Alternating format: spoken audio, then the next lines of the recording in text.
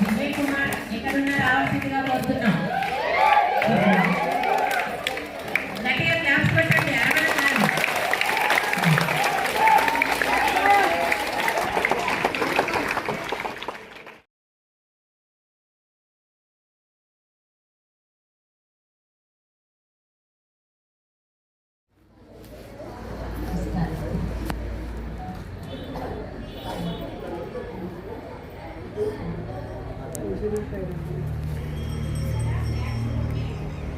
మన పాడాలి పిల్లలు.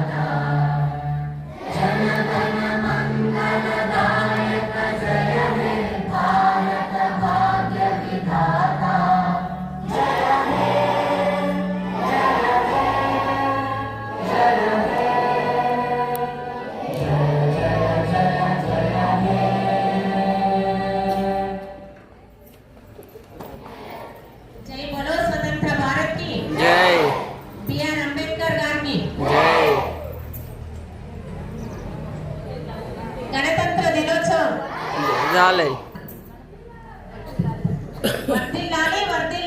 गणतंत्र दिनोत्सव वर्धिल्लाली। जय बोलो स्वतंत्र भारत की जय।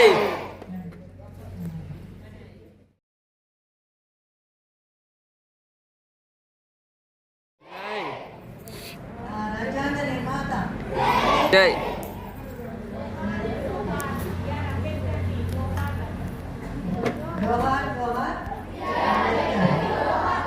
महात्मा गांधी की जय। रिपब्लिक दिनोत्सव संदर्भంగా పాఠశాల గణతంత్ర దినోత్సవానికి విచ్చేసిన గ్రామ పెద్దలకి ఆహ్వానం. మరి ఇక్కడికి వచ్చి సమర్పించాల్సిందిగా కోరుతున్నాం.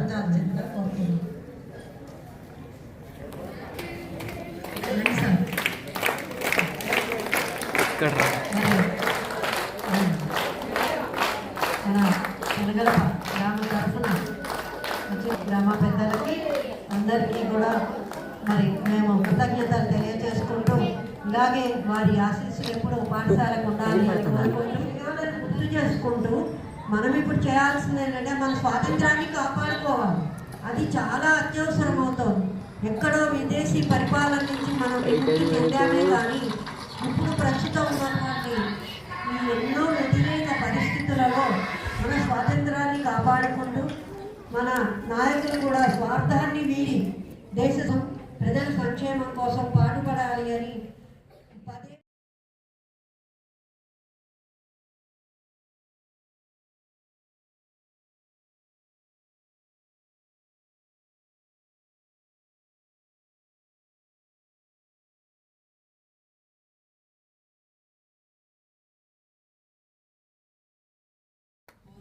ఉపాధ్యాయులు సీతా మేడం గారికి మరియు ప్రస్తుత ఉపాధ్యాయులు చంద్రశేఖర్ సార్, మరి మై డియర్ కోలీగ్స్, చిన్నారి విద్యార్థులు అందరికీ కూడా 76వ గణతంత్ర దినోత్సవ శుభాకాంక్షలు.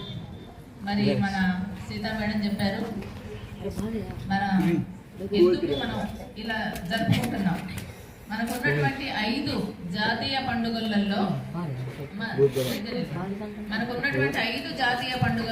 గణతంత్ర దినోత్సవం కూడా ఒకటి కదా. అంటే జాతీయ పండుగలు అంటే ఈ రోజు జాతి మొత్తం కూడా మనం ఒక్కడమే, మన రాష్ట్రం ఒకటే కాదు, ఉన్నటువంటి 28 రాష్ట్రాల ప్రజలు, భారతదేశంలో ఉన్నటువంటి అన్ని రాష్ట్రాల ప్రజలు అందరూ కూడా ఈ రోజు ఈ పండుగ జరుపుకుంటారు. మరి మీకు చిన్న పిల్లలు మన చరిత్ర చూసుకున్నట్లయితే ఎవడు నువ్వు మీ అమ్మ నలుగురేనా ఏ విధంగా పోదాం. హింసకు గురయ్యామో గుర్తు చేసుకుంటే మీరు కొద్ది పెద్ద అయిన తర్వాత హిస్టరీ చదవండి, మనకు గూస్ బంప్స్ వస్తాయి, రోమాలు నిక్కబొడుస్తాయి. నిజమా మనము ఇంత ఇదిగా వాళ్ళకి లోబడిపోయామా, మన ఆస్తులన్నీ కొల్లగొడుతుంటే మనం ఇలా చూసుకున్నామా అని. మరి ఆ నేపథ్యంలో ఎక్కడో ఒక లీడర్ పుడుతూనే ఉంటాడు. మరి మహాత్మా గాంధీ గారి నేపథ్యంలో, మహాత్మా గాంధీ గారి నేతృత్వంలో మరి ఎందరో నాయకులు మనకి మన బ్రిటిష్ వారి నుంచి మనం బయటకు వచ్చేసేయాలి, మన దేశాన్ని నుంచి వాళ్ళని తరిమివేయాలి అని చెప్పేసి ఎన్నో ఉద్యమాలు చేపట్టడం 1857లో పెద్ద తిరుగుబాటు అన్నమాట. అది చరిత్రలోనే నిలిచిపోయినటువంటి, ప్రపంచ చరిత్రలోనే నిలిచిపోయినటువంటి సిపాయిల తిరుగుబాటు. 1857లో స్టార్ట్ చేస్తే ఉద్యమాలు చేస్తూ మనం గాంధీ గారు సత్యాగ్రహం అంటూ ఎవరిని కూడా చంపకుండా శాంతియుతంగా మనము స్వాతంత్రాన్ని సంపాదించుకోవాలి అనేటువంటి నేపథ్యంలో 1857లో స్టార్ట్ చేసినటువంటి ఉద్యమం మనం 1947లో మన స్వాతంత్రాన్ని పొందగలిగాం.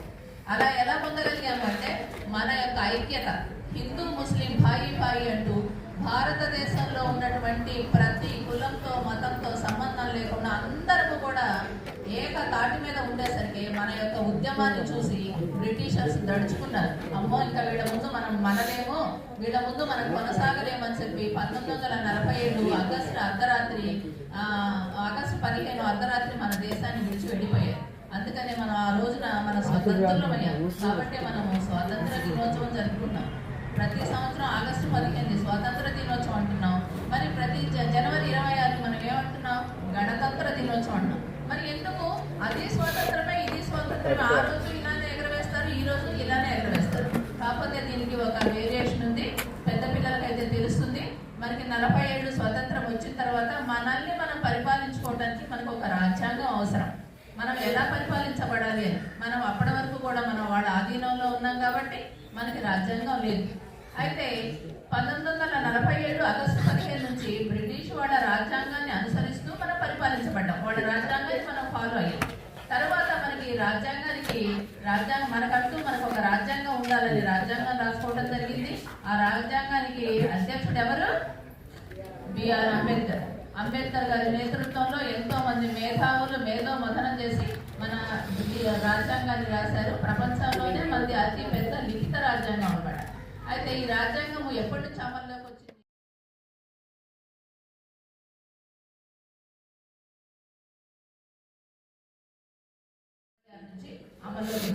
నిన్ననే మనము జాతీయ ఓటర్ల దినోత్సవాన్ని జరుపుకున్నాం కదా.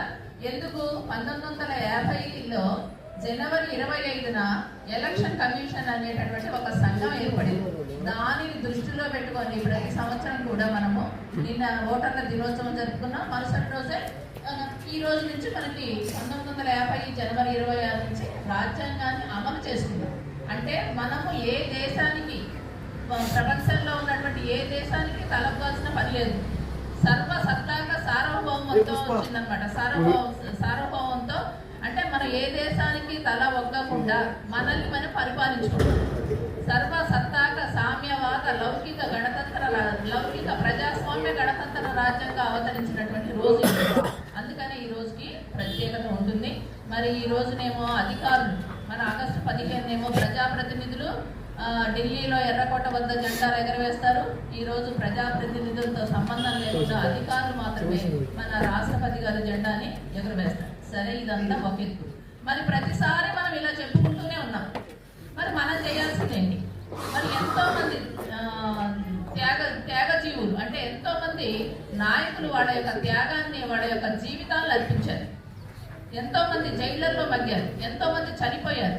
అంటే భారతీయులని బ్రిటిష్ వారి చెర నుంచి బయటపడేటటువంటి నేపథ్యంలో వాళ్ళ కుటుంబాన్ని సైతం, వాళ్ళ జీవితాన్ని సైతం త్యాగం చేశారు. మరి మనం ఏం చేస్తున్నాం? ఇంత పెద్ద ప్రజాస్వామ్యం, మనది చైనాని కూడా దాటిపోయాం. మనం ఏంటి, ప్రపంచంలోనే అతి పెద్ద జనాభా ఉన్నటువంటి దేశం, 145 కోట్లకు చేరుకున్నాం. మరి ఇంత పెద్ద ప్రజాస్వామ్యంలో ఎంతో మంది మనం త్యాగం ఎప్పుడు అరాచకాలు హింసలు చేస్తూ ఉంటే మన దేశాన్ని మనం రక్షించుకోలేము. మరి బిఎస్ఎఫ్ బోర్డర్ సెక్యూరిటీ ఫోర్స్ లో ఎంతమంది ఉంటున్నారు? వాళ్ళందరూ అక్కడ మన దేశానికి, వేరే దేశం నుంచి మన దేశానికి రాకుండా వాళ్ళు కాపాడబట్టే మనం ఇవాళ ఇంత రక్షించబడుతున్నాం. కాబట్టి మీరందరూ కూడా మన దేశాన్ని రక్షించుకునేటటువంటి క్రమంలో ఫస్ట్ క్రమశిక్షణ అలవర్చుకోండి. మన దేశం మనకి ఏమి ఇస్తుంది కాదు, మనం మన దేశానికి ఏమి ఇస్తున్నాం, మనము భారతం ఏం చేస్తున్నాం, మన దేశాన్ని మనం ఎలా రక్షించుకోవాలి అని కొంతమంది ఎవరైనా చిన్న చెడ్డ పనులు చేస్తున్నా కూడా మీరు విద్యార్థులుగా చదువుకున్న వారిగా పక్కన ఉన్నటువంటి వాళ్ళని సంస్కరిస్తూ తెలియనటువంటి వాళ్ళకు తెలియజేస్తూ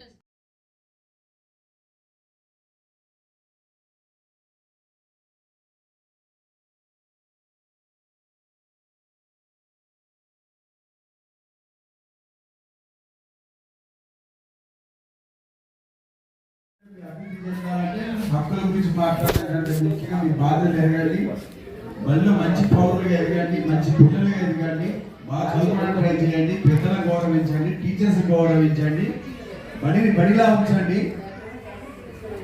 బడి విలువను కాపాడండి.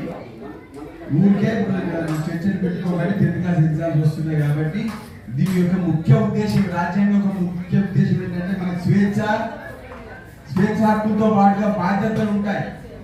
వేరే వాళ్ళ స్వేచ్ఛ జరగొట్టద్దు, వేరే చదువుకునే పిల్లలను జరగొట్టే హక్కు మన పిల్లలే ఇక్కడ లేదు. మీరు ఏ పనికి వస్తున్నారు, బడికి చదువుకోవడం కోసం వస్తున్నారు, చదువుకోవడం మాత్రమే ఉండండి. అందరికి చదువుకోనివ్వండి, అందరిని ఎదగనివ్వండి, జీవితంలో గొప్ప వాళ్ళుగా ఎదగనివ్వండి.